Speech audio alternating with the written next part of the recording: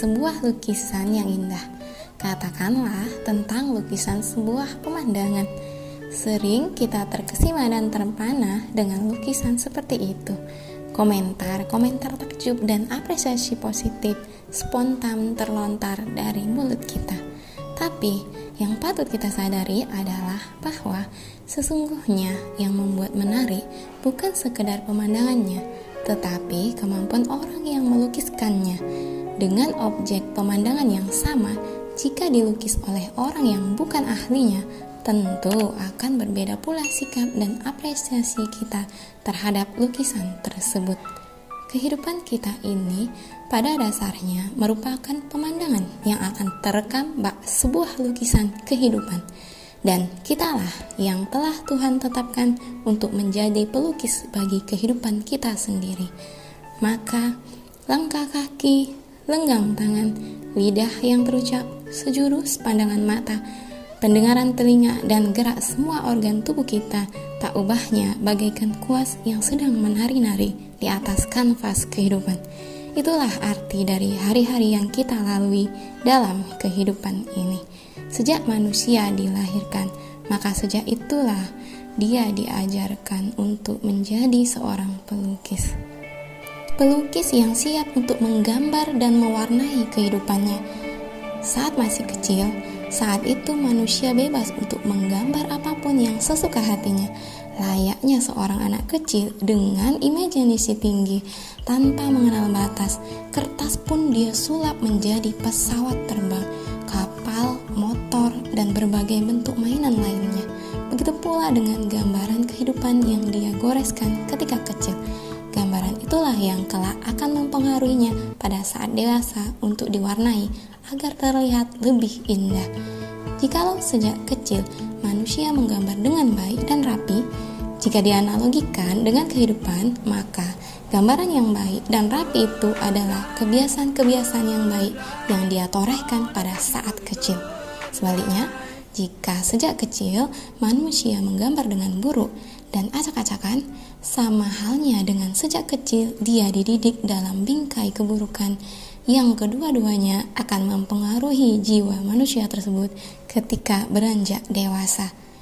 Kebiasaan kebaikan akan mengajarkan kepada manusia hingga dewasa agar mampu berbuat baik secara berkelanjutan. Kebiasaan buruk pun akan mendidik manusia hingga dewasa agar mampu berbuat tidak baik terus-menerus. Setelah beranjak dewasa, manusia mewarnai sendiri gambaran yang telah dia lukiskan sewaktu kecil dahulu. Apakah akan dia warnai dengan satu warna, ataukah dia akan mewarnainya dengan berbagai macam warna? Sebuah lukisan akan terlihat lebih indah dan menawan tatkala lukisan tersebut diolesi dengan berbagai macam warna, sehingga akan menyedapkan mata untuk memandangnya. Kehidupan pun begitu halnya. Jika kehidupan seseorang hanya satu warna, maka akan terasa hambar dan datar begitu saja. Tetapi, jika di dalam kehidupan dihiasi dengan beragam warna, maka akan membuat rasa manis dan indah arti sebuah kehidupan. Kita bebas mewarnai kehidupan masing-masing, sebebas ketika dulu kecil kita menggambar kehidupan tersebut. Setiap orang pun berhak menentukan bagaimana warna dan gambaran kehidupannya. Maka dari itu, manusia itu adalah pelukis kehidupan. Dia yang akan melukiskan secara jelas kehidupan yang akan dia lalui selama ada di dunia. Berbagai macam masalah adalah salah satu dari warna kehidupan seorang manusia. Dari masalah itu, manusia dididik secara tidak langsung agar menjadi lebih dewasa dan berpikir lebih jernih, sehingga dia perlahan-lahan akan mampu merasakan indahnya kehidupan lewat rentetan masalah yang tak terkendalikan. Sejatinya seorang pelukis kehidupan akan melukiskan kehidupannya dengan sebaik-baiknya dan seindah-indahnya, agar suatu saat nanti lukisan tersebut bernilai tinggi dari segi estetika maupun dari nilai jual. Oleh karena itu, kini masalahnya bukan lagi apakah kita seorang maestro pelukis terkenal atau bukan, tetapi adalah bahwa suka atau tidak suka, hasil lukisan kita pada akhirnya akan terlihat dan dinilai orang. Kesadaran tersebut jelas akan mendorong naluri kita untuk berkata bahwa lukisan kehidupan saya harus terlihat indah dipandang, dan selama kesempatan melukis itu masih diberikan, kita masih diberi kebebasan untuk berekspresi, untuk memperindah lukisan kehidupan kita, meluruskan guratan-guratan yang kurang harmonis, memperjelas sapuan warna yang buram, mengarahkan segmen gambar yang tak terarah, dan seterusnya.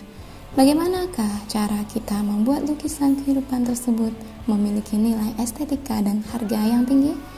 Tentu, nilai estetika yang tinggi akan diperoleh dari lukisan yang diolah secara bertahap dan pelan-pelan, tidak secara langsung jadi tiba-tiba dengan lukisan yang sangat menawan. Intinya, lukisan tersebut perlu waktu pengolahan agar terlihat sangat indah.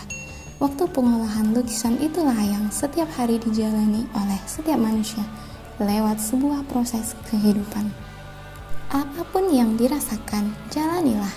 Karena dengan menjalani proses kehidupan itu, kita telah menggoreskan secara perlahan-lahan nilai estetika pada lukisan kehidupan masing-masing.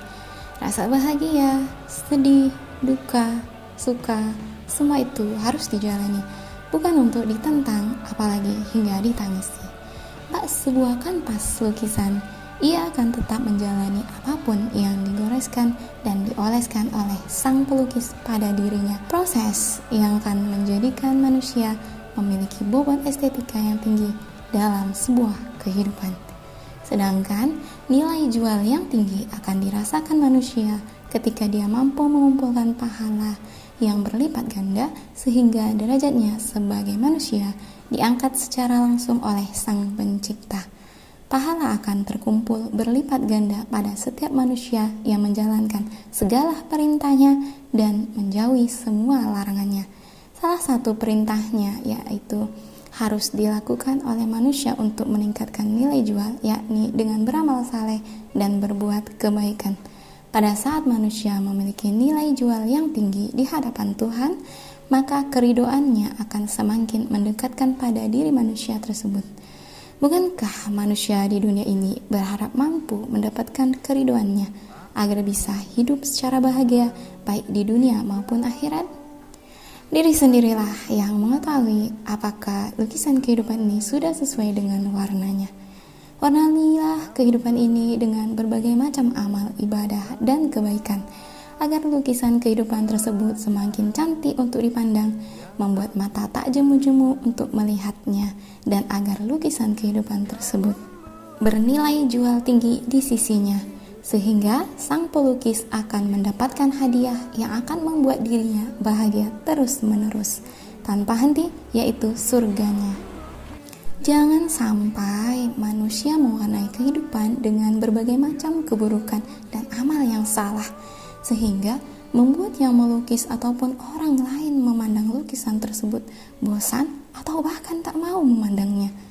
Jika lukisan itu tak bernilai sedikit pun, baik dari segi estetika ataupun nilai jual, maka hanya segelintir orang atau tak ada satupun yang akan melirik lukisan itu. Pelukisnya pun akan semakin didekatkan pada satu tempat yang membuat dia menyesal selama-lamanya, sebab dia tidak bisa melukiskan kehidupannya secara maksimal. Lukisan kehidupan yang indah akan berujung pada keindahnya kehidupan baik di dunia maupun di akhirat. Lukisan kehidupan yang buruk akan berujung pada buruknya kehidupan baik di dunia ataupun di akhirat. Lukisan kehidupan manakah yang akan kita pilih? Hingga akhirnya ketika mata ini terpejam dan napas terakhir telah dihembuskan, itulah saatnya lukisan kita telah usai, lalu dibingkai dan kemudian siap dipajang di ruang depan rumah kita. Ketika itu pula kita tinggal menyaksikan bagaimana komentar orang-orang yang melihat lukisan kita yang secara refleks, tanpa basa-basi dan formalitas akan terlontar dari mulut-mulut mereka. Bagaimana reaksi dan apresiasi yang akan mereka berikan tentu sangat tergantung dengan kualitas lukisan yang terpampang. Disitulah salah satu parameter kehidupan kita sedang ditentukan. seseorang akan menjadi pembicaraan orang-orang sesudahnya, maka jadilah bahan pembicaraan yang baik bagi yang mendengarnya.